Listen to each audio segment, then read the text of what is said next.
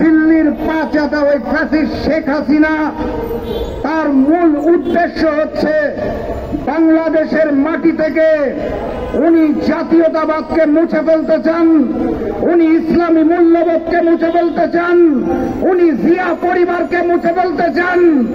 এই কারণে উনি নতুন করে তারেক রহমানকে বিদেশ থেকে দেশে এনে বিচারের কথা বলেন। খালেদা জিয়াকে বন্দী রেখে ওনার স্বাদ মিটে নাই।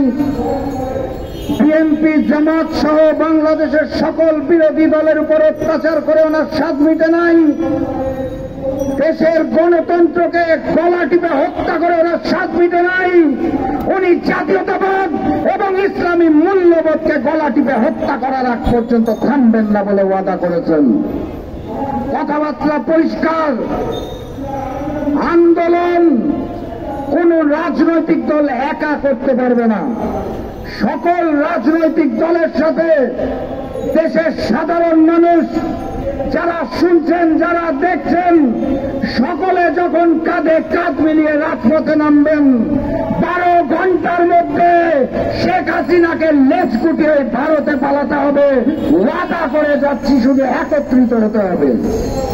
ভয় পাওয়ার সময় শেষ। কুরবানি ঈদ আসন্ন।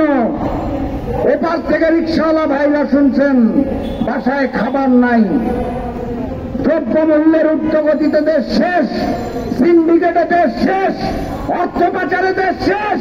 ঘড়িতে 12টা নয়, বাংলাদেশের 12টা বেজে গেছে। যদি আমরা স্বাধীন সার্বভৌম বাংলাদেশ চাই, কথাবার্তা পরিষ্কার। আন্দোলনের ডাক আসছে, কাঁধে কাঁধ মিলিয়ে রাজপথে নামবো, প্রয়োজনে বুকের রক্ত দেব, কিন্তু বাংলাদেশকে আবারও স্বাধীন এবং সার্বভৌমত্ব করে ছাড়বো ইনশাআল্লাহ। এই আশাবাদ ব্যক্ত করে সামনের আন্দোলনে সবাই একসাথে রাজপথে নামবো, এই দাবি জানিয়ে আজকের মতো বিদায় নিচ্ছি।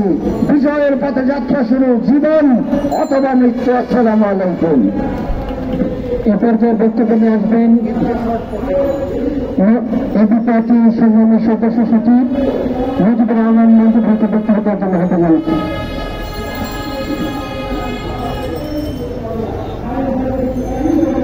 বিসমিল্লাহির রহমানির রহিম।